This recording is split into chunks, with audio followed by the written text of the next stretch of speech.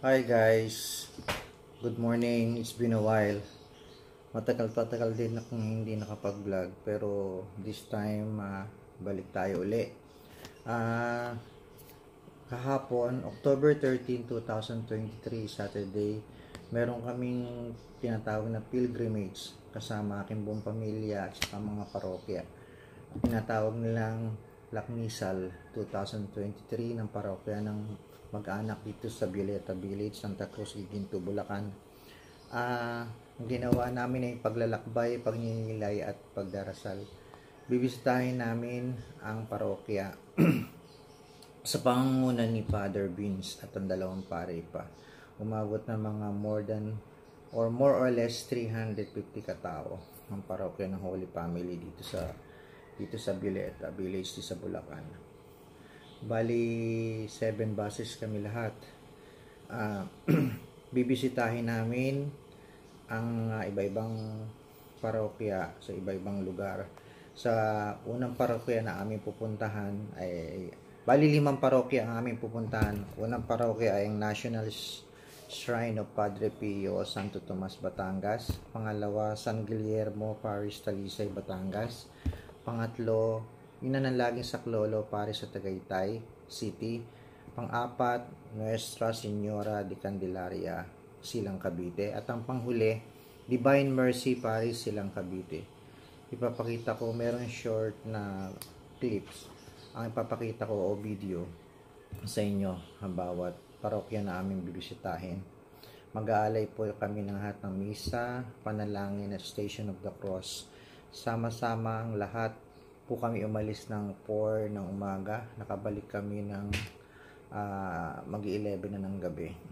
Maraming salamat sa mga sumama at sana maulit pa ulit sa probably next year. Maraming salamat. Ipapakita ko sa inyo ang mga short video. Okay, see you.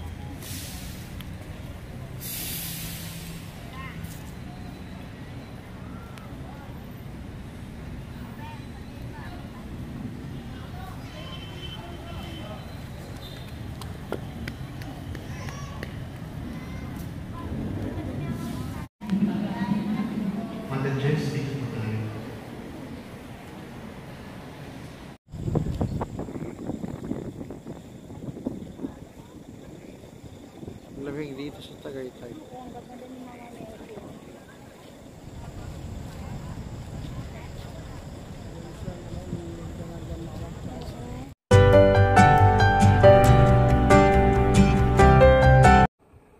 Ay, okay guys. Thank you sa panonood ng short video sa katatapos namin Pilgrimage 2023. Thank you so much po. Bye-bye.